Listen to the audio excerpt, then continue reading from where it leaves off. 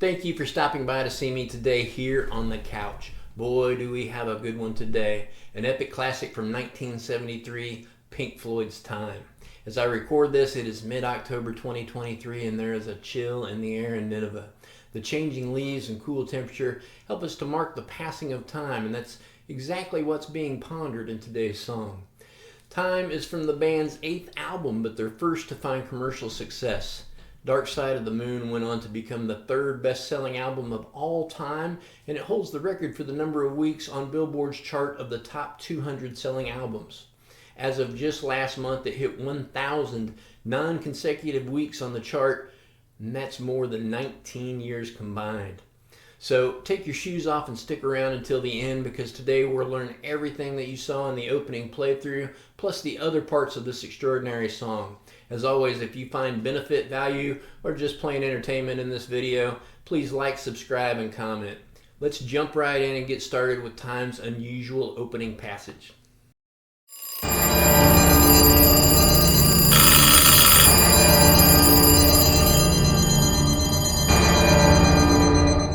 Time opens up with a lot of clocks ticking and chiming and ringing all at the same time. This section had previously been recorded by the album's producer Alan Parsons, who would later go on to have quite a few hits of his own in the Alan Parsons Project. Right after all the chiming and ringing, we hear a clock ticking, which is actually performed by Roger Waters on his bass. We can emulate that sound by muting the A and the D strings with our left hand and playing these strings open but muted. If you have a looper, you can capture this before starting the guitar part, which is very simply an open E note alternating with an F sharp, which is at the 2nd fret of the same string.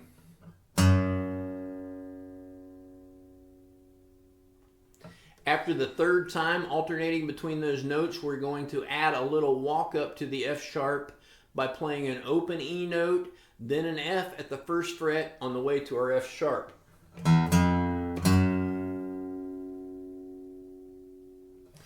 After the 4th time through, we play a simple lick by hammering from the 2nd to the 4th fret on the A string, followed by the 2nd fret on the D string, then immediately back to our F sharp.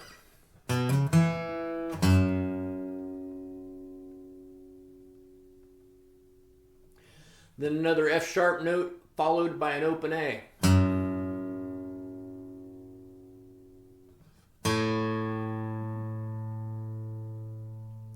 And the next time we walk down from the 3rd fret G to the 2nd fret F sharp, and then back to our open E.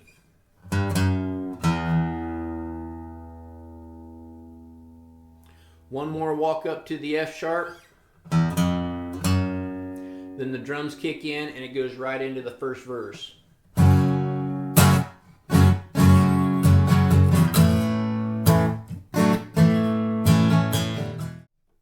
We can also add natural harmonics here and there to emulate the chime-like tones being played on the keyboard. There's a young man I've seen here on YouTube who has his guitar tuned to open A. That makes it so that he can play the right harmonic notes to emulate Richard Wright's keyboard. He also does a fantastic job of tapping on the body of his guitar to emulate the rototoms, which are being played between guitar notes.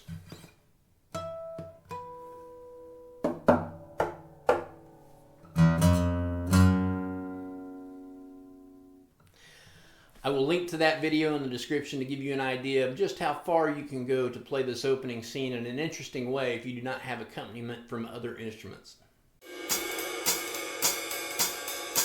I want to start out, before we start the instruction on the verse and the chorus, with just a word about bar chords, because I know, especially if you're a beginning player, that bar chords can be intimidating. They can seem difficult, but my advice would be to stick with it, to keep trying to form those bar chords. The more you do it, the more you'll get used to it, and the more your muscle memory will develop, and the easier it will get. So I know I didn't really play bar chords for a long time after I started playing, but once I did, it became a lot easier. So the first chord that we're going to need is a bar chord. It's an F sharp minor is the chord. So we're going to bar every string at the 2nd fret. On the 4th fret, we're going to put our pinky and our ring fingers on the A and the D strings. It's the first chord we need. Second chord we need is an A major, which is an easy chord you probably already know. We're fretting the 2nd fret of the B, G, and D strings. We're also going to use our pinky there on the 3rd fret of the B string. We're going to throw that in as we play. And then an E major, not bar chord, but an E major chord. So the way that's played is like this. So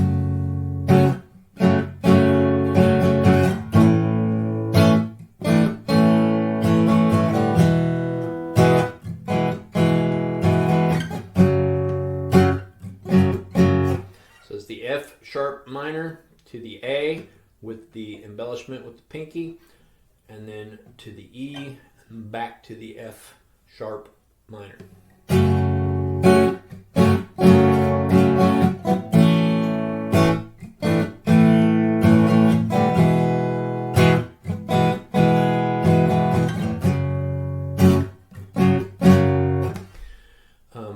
I usually play my A chords by barring the 2nd fret and just not playing the high E string, which you can do also. So as an alternate to just that 3rd, you can also use your ring finger on the 4th fret of the D string. That actually changes the chord momentarily to a D sus, I believe, and then back to the E.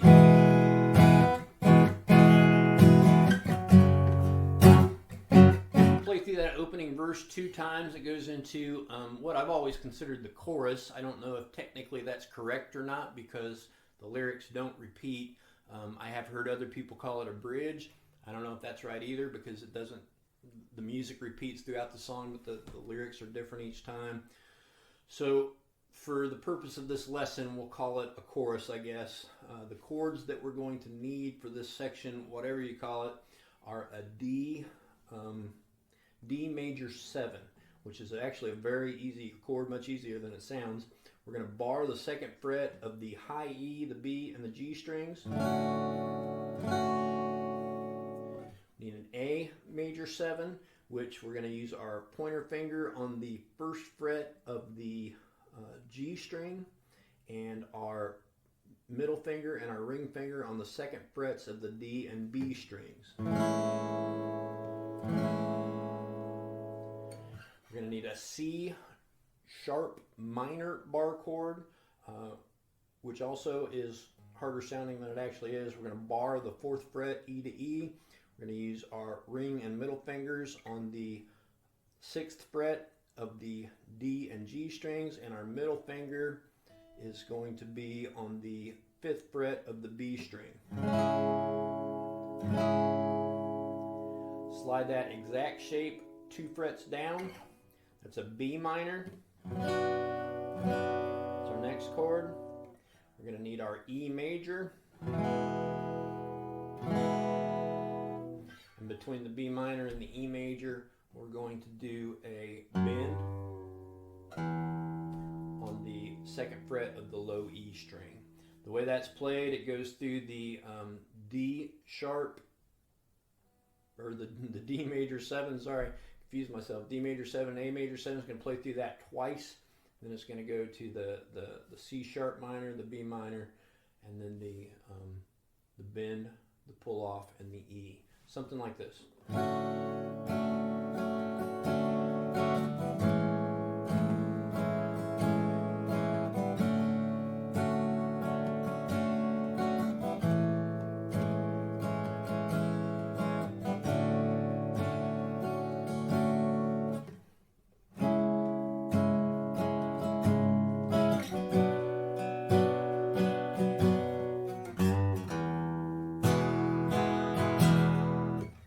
After you do that bend, when it comes back up, come up slowly, then play the open E string by itself before you go to the E major chord.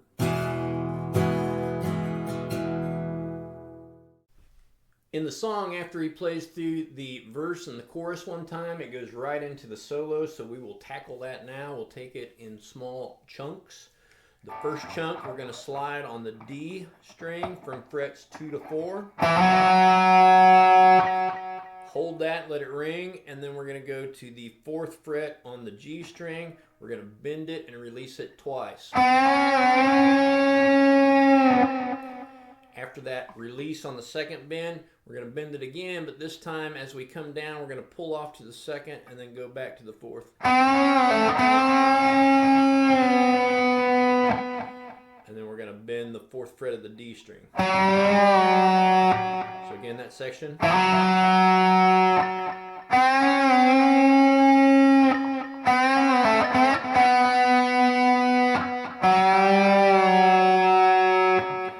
Second chunk, we're going to slide on the G string from the 4th to the 6th fret. 2 notes on the 5th fret of the B string. Then 2 pull-offs from 7 to 5 on the B. 5th fret on the E. Back to the 7th fret of the B. Then we're going to go to the 4th fret of the D. So that section again.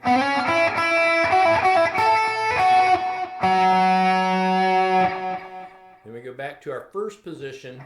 This time when we bend, we're going to bend up and down 2 times again, but we're going to pull off between and then play the 2nd bend up.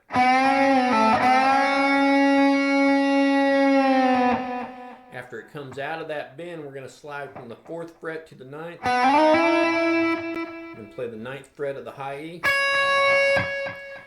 bend on the 9th fret of the high E, bend on the 10th fret of the B. After you come down, you play the 10th fret, unbent, and then 2 notes on the 9th fret of the B. After that, we're going to bend the 9th fret of the B up slightly. And then a big bend on the 9th fret of the G. So again, that section is...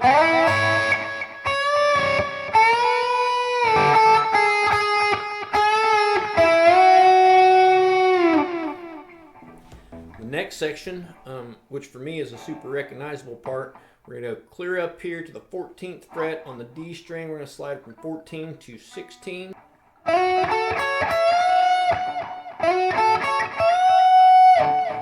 So that's a slide from 14 to 16. We're going to play 14 on the G, 14th on the B, and then bend up at 17 on the B.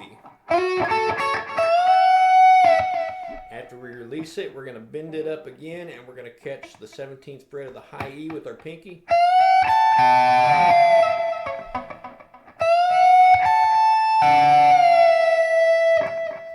Play the B string again as it's bent, and then as it comes down, after it comes down, we're going to go up here and we're going to do a little...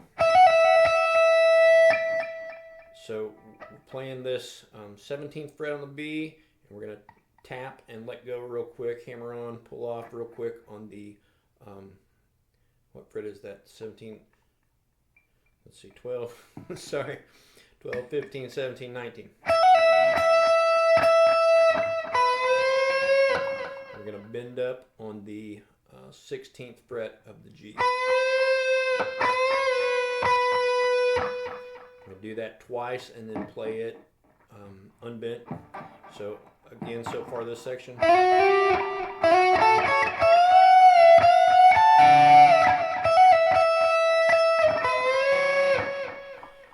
Okay, now we're gonna go to the 17th fret of the B. Play it twice, back to the 16th of the G.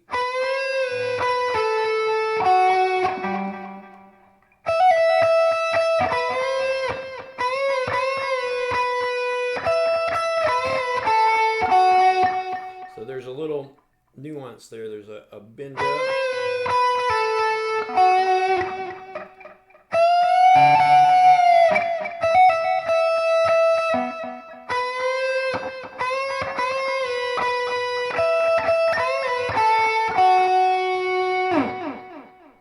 The next chunk, we're going to go to the B string again here at the 14th fret, and we're going to play it, and then we're going to bend up the 17th fret on the high E. Play the E again unbent, and then the 17th fret of the B, but we're going to bend it. While it's still bent, pluck it again, but bend it down quickly. Then we're going to go to the 14th fret of the G string.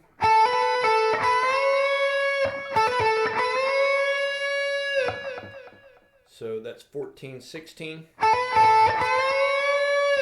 Hammer on, pull off, and then a bend. Again.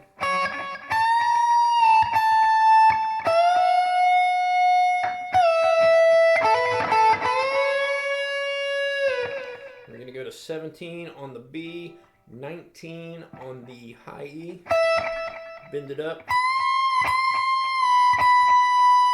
play it twice on a bend, once unbent, then we're going to go 16E, 17B, 16G.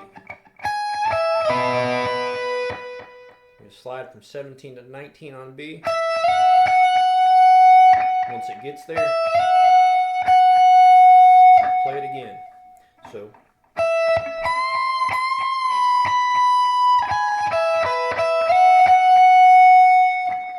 now we're going to hammer on from 17 to 19 on B and pull off.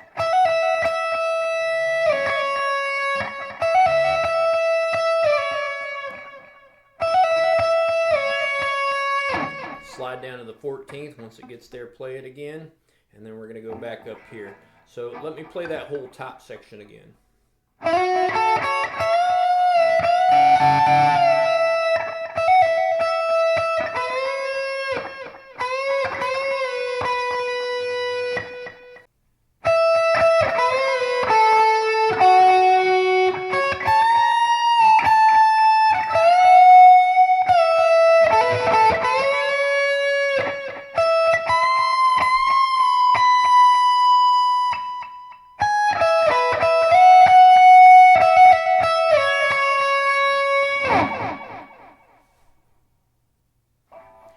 We're going to go down again to the 4th fret on the D string, and right away from the 4th fret we're going to go to the 2nd fret on the G string, and we're going to slide it up to the 7th.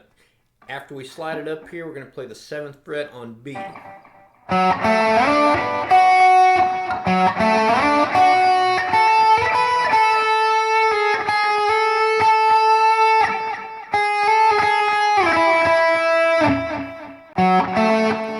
So 4 on D, 2 on G, slide to 7, and 7 on B, and then we go up here to 10 and 12 on B. Everything else is going to be on the B string for a minute.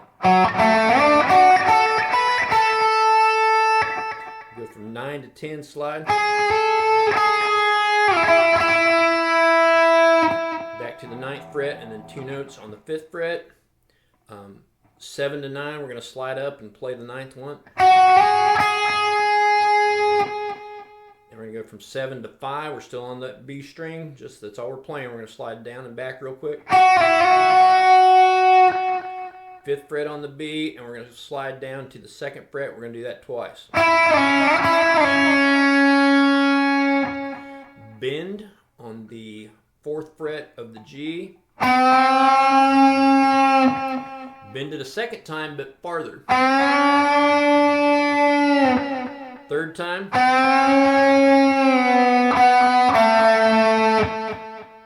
4th fret, 2nd fret. Bend one more time.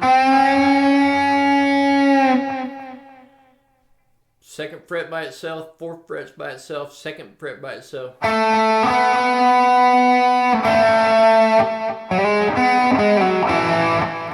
Slide on the 4th fret to the 6th fret of the D, 4th fret of the G, slide back, 2nd fret on the D.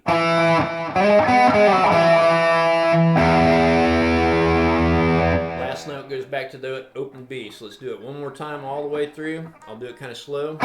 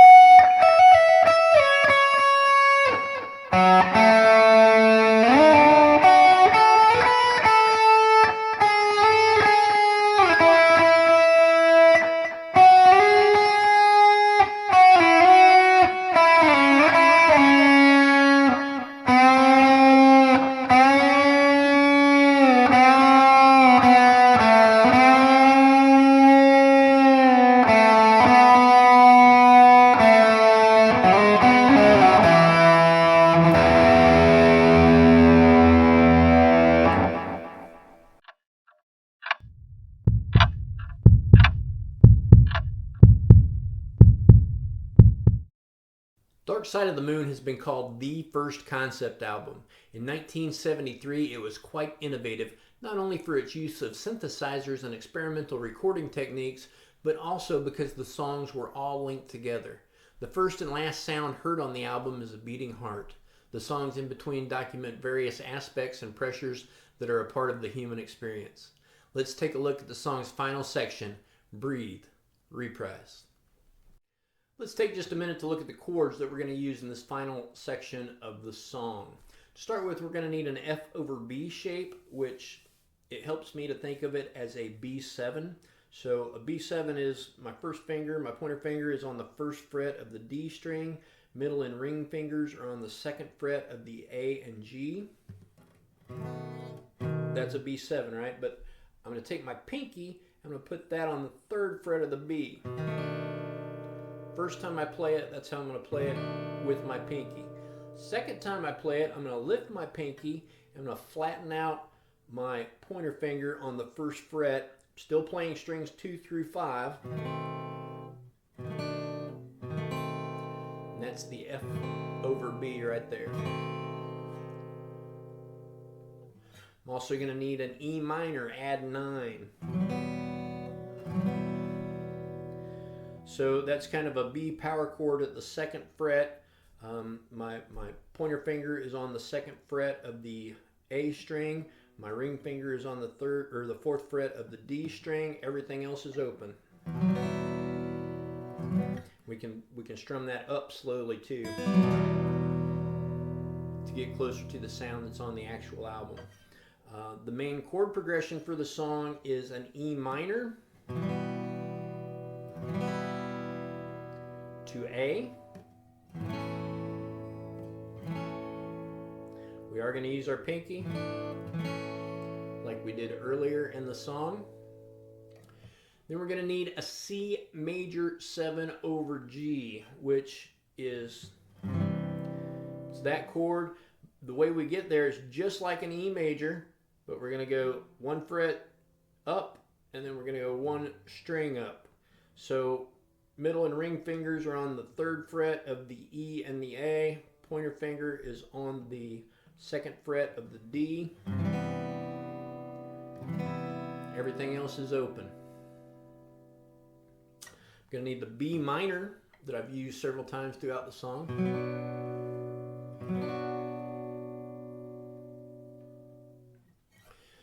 And then kind of another odd chord is an F major 7 over C.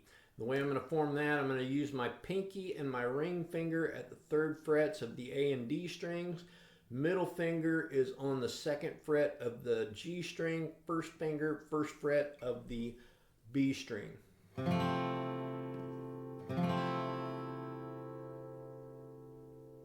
going to slide that exact position 2 frets up. This time I'm either not going to play the high E string, or I'm going to flatten out my pointer finger and cover it. And it becomes a D6 suspended chord. The next thing that we're going to need, remember this weird F over B shape that we used a little bit ago? We're going to do that same thing, but we're going to slide it 3 frets up. So my pointer finger is at the 4th fret of the D string. Ring finger and middle finger are at the 5th fret of the A and the G.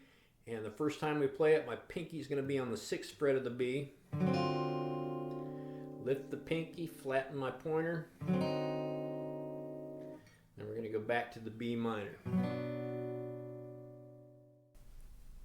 Let's play through those chords in this final reprise section of the song. I'll take it slow and we'll talk about it as we go. As we're coming out of the final verse of the main song, we're alternating between the D major 7 that we played before and the A major 7.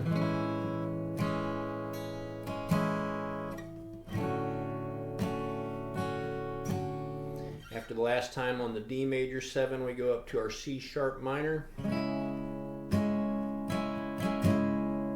down to our B minor. Instead of the bend to the E, now we're going to use this F over B, but the first time with our pinky. To the E minor, add 9.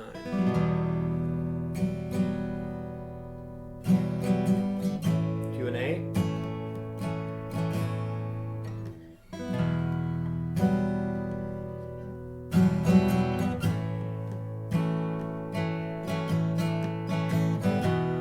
Regular E minor.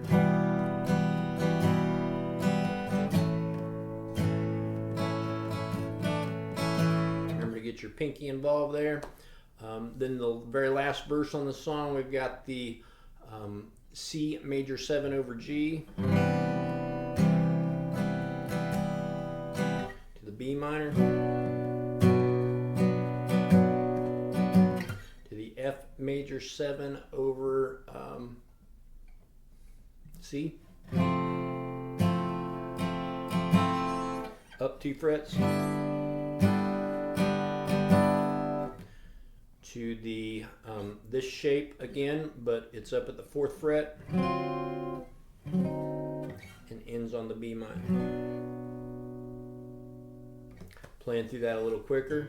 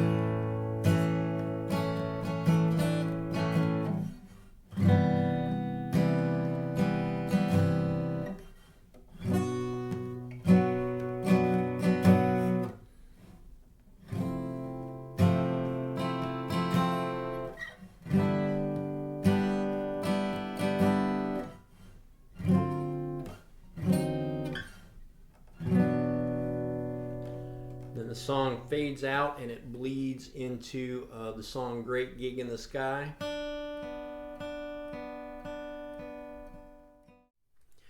While I was preparing to make this video, I read a review that said time is the wisest song of our times. Its lyrics are meant to challenge us and to make us consider what's important. The song talks about wasting time when we're younger, waiting for someone or something to show us the way. Then one day you find that 10 years have got behind you. No one told you when to run, you missed the starting gun. It talks about running to catch up with the sun only to find it coming up behind us again. Every single day puts us one day closer to the end. I was inspired to cover this song specifically because of events in the news here in October of 2023 have many people asking if we are nearing the end of time in a biblical way. While that may be the case, the fact is that each of us personally is running out of time, and no one is guaranteed tomorrow. I hope this song challenges you not only as a guitar player, but also to think on these things. How have you spent your time? When it runs out, and it will quicker than you think, what will come afterwards for you? Thank you again for spending your time here with me, and I hope to see you again next time here on the couch.